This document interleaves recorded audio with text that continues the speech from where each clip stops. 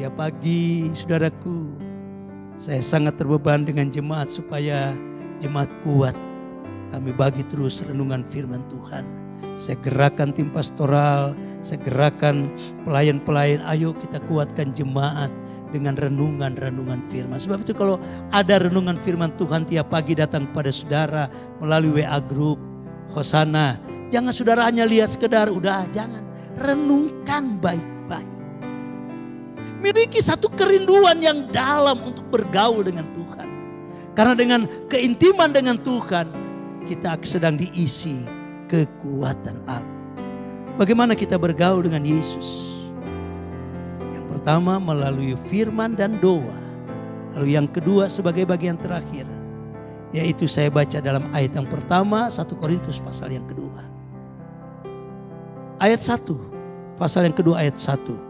Demikianlah pula ketika aku datang kepadamu saudara-saudara, aku tidak datang dengan kata-kata yang indah atau dengan hikmat untuk menyampaikan kesaksian Allah kepada kamu. Lompat ayat 4. Baik perkataanku maupun pemberitaanku tidak kusampaikan dengan kata-kata hikmat yang meyakinkan, tetapi dengan keyakinan akan kekuatan roh. Paulus berkata kepada jemaat yang ada di Korintus, kalau aku datang kepadamu, aku tidak akan berkata-kata dengan indah. Aku tidak akan memakai kata hikmat-hikmat yang bagus, kata-kata manusia yang meyakinkan, yang menyenangkan, tidak. Tapi dia hanya berbicara tentang Yesus. Artinya apa saudaraku? Paulus ingin sebagai anak-anak Tuhan dewasa di dalam Tuhan. Yang indah, saya membahasakannya. Perlu makanan firman yang keras. Coba kita buka saudaraku di dalam Ibrani pasal 5 ayat yang keempat. Firman Allah berkata seperti ini. Tetapi makanan keras adalah untuk orang-orang dewasa yang karena mempunyai panca indera yang terlatih untuk membedakan yang baik daripada yang jahat. Oh haleluya. Makanan yang keras untuk orang dewasa. Makanan yang keras saya membahasakannya makanan firman Tuhan yang utuh. Jangan separuh-separuh. Kalau kita firman hanya yang kita pilih yang enak-enak, kita tidak akan dewasa. Kita tidak akan mendapat kekuatan Allah. Karena kita tidak pernah dewasa, kita akan selalu menjadi anak-anak. Hari-hari ini kita perlu menjadi dewasa, lebih dewasa lagi, lebih dewasa. Ini firman yang utuh, artinya begini. Apa yang kita sudah dapat dari Tuhan, lalu bagaimana respon yang kita lakukan atas apa yang Tuhan sudah beri. Itu firman yang utuh, bukan hanya terima saja. Hanya menerima saja. Lalu kita nggak mau meresponi penerimaan. Meresponi apa yang kita sudah terima. Kalau kita dewasa dalam Tuhan. Ketika kita terima firman. Ketika kita terima apa yang Tuhan sudah beri. Kita mau responi dengan satu tindakan juga. Tindakan yang seturut pengajaran Tuhan.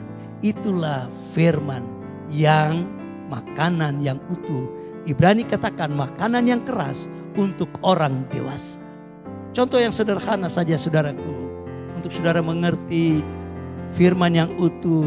Atau bagaimana respon kita atas apa yang Tuhan sudah lakukan. Dengarkan baik-baik. Contoh yang sederhana. Kita tahu Yesus sudah mati dan bangkit buat kita, itu bukan? Artinya kita sudah diampuni dosa kita. Kita sudah diselamatkan oleh Yesus. Nah ketika kita sudah diselamatkan, apa respon kita terhadap keselamatan itu? Kalau saudara terima makanan yang keras, kalau saudara buka hati rindu firman yang utuh, pasti ada respon yang saudara akan berikan. Dan tentunya respon atas keselamatan yang Tuhan beri. Kalau Tuhan sudah ampuni kita, kita juga harus mengampuni orang lain. Amin. Jangan ada kebencian di dalam hatimu.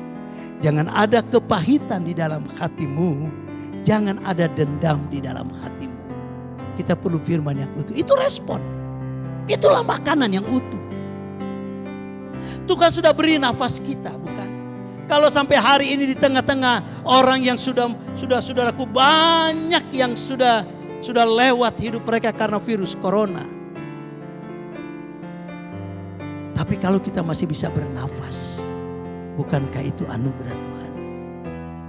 Dan kalau anugerah Tuhan dia beri buat kita, apa respon kita sebagai menerima makanan yang utuh dari firman Tuhan? Apa respon kita buat nafas yang Tuhan beri? Saya ingin katakan yang sederhana, setialah beribadah saudaraku.